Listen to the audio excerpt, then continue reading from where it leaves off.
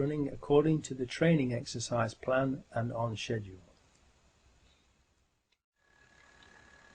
Fifth chapter title: The Ghost Trains.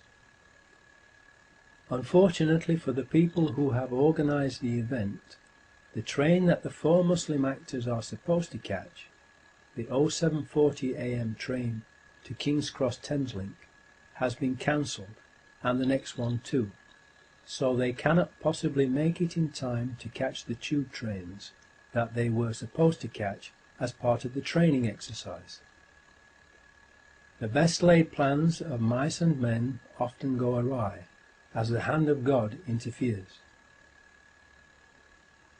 In spite of official confirmation that the 0740 AM train was cancelled and the next one too, the Home Office report still contains the lie that the non-existent 0740 AM train was the one that the 4 Muslims caught. The authorities have to keep lying about it in order to continue to try to make the public believe that 3 of the 4 Muslim men who boarded a train from Luton to King's Cross arrived in time to catch the 3 tube trains that blew up. In doing so, the authorities make it perfectly clear that the truth of what happened that day is of no importance to them. It is obvious from their actions that the only thing that is important to the authorities is to make us believe what they had already planned to make us believe, even when the facts prove it to be a lie. The first available train the Muslim actors can catch gets them to King's Cross after the tube trains have already left without them. Hasib Hussain splits off from the other 3 at King's Cross Thameslink station, because he still has time to catch the number 30 bus as his part in the mock terror exercise. When the tube trains they were supposed to catch are blown up, the other 3 smell a rat and realise they have been duped and are Muslim patsies who will be blamed for the attacks, and everyone knows what happened to Lee Harvey Oswald. The Muslims are not from London. Their homes are many miles away, and so they are like fish out of water, and have no idea what to do or where to go and hide. They realise that they can't go home, and do not know anyone in London whom they can trust. The phones are all not working, first of all because they were jammed and then shut down by the authorities. So they cannot phone anyone to tell them what has happened. What can they do to prevent themselves from being wrongly blamed for the explosions? What would you do in that situation? On one of the early TV news broadcasts that day, a newsreader announced that a report has come in that 3 of the terrorists involved in the bombings had been shot and killed by the anti-terrorist branch of the police at Canary Wharf in the Docklands area of London's East End.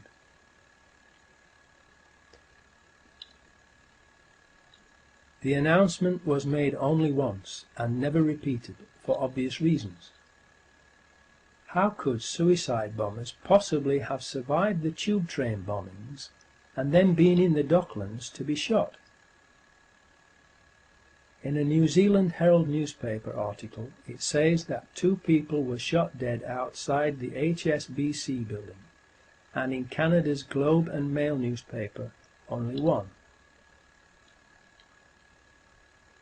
There is another newspaper report that the police shot a suicide bomber outside the Credit Suisse First Boston Bank, which is approximately 1,400 feet or 467 yards away from the HSBC building, measured door to door.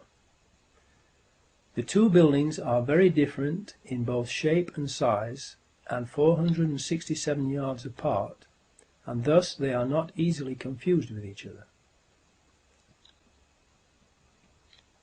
Police were yesterday probing reports a man had been neutralised outside Canary Wharf. It is believed the man was shot dead by police marksmen outside the Credit Suisse First Boston Bank.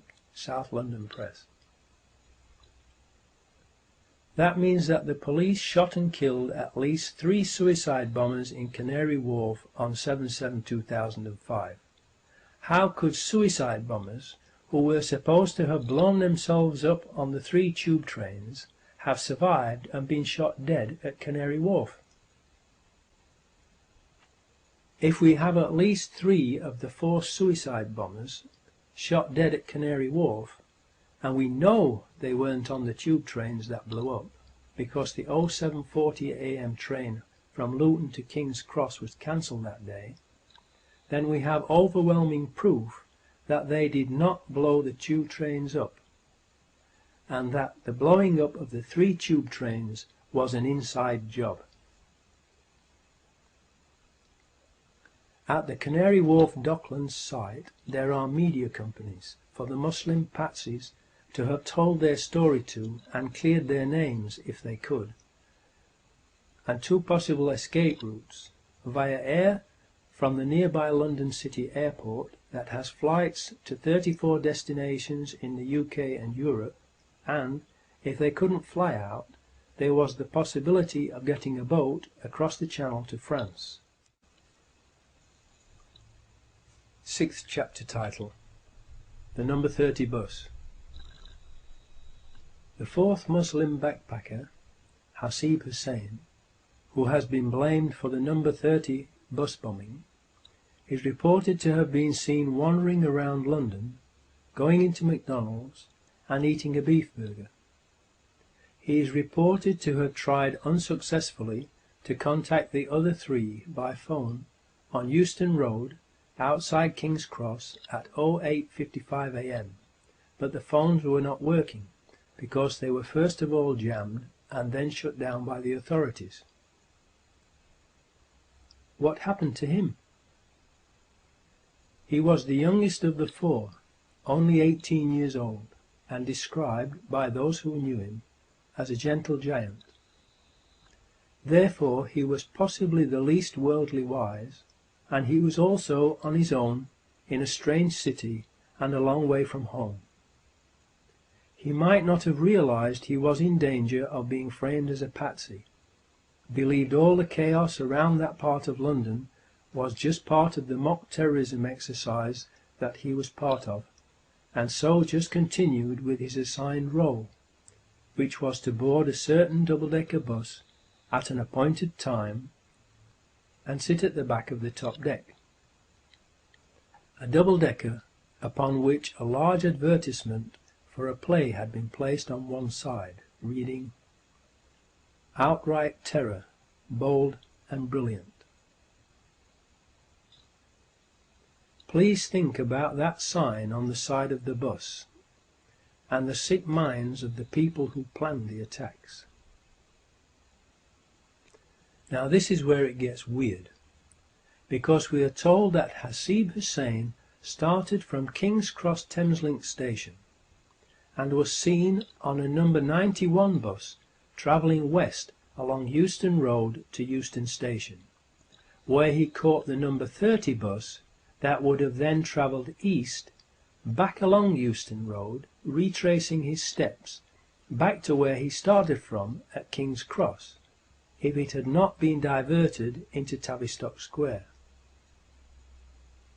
Why would someone carrying a large, heavy backpack do that, unless he was following a script, written by someone who knew in advance that that particular number 30 bus, registration LX03BUF, would be diverted into Tavistock Square, and that Hasib Hussain would therefore not be able to get on it at King's Cross Thameslink, which is where he had arrived at on the train from Luton?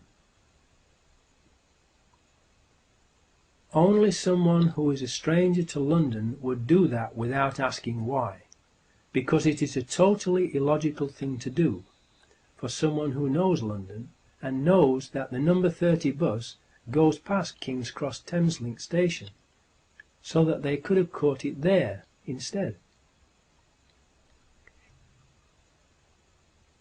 It would have been a complete waste of time, energy, money and an unnecessary risk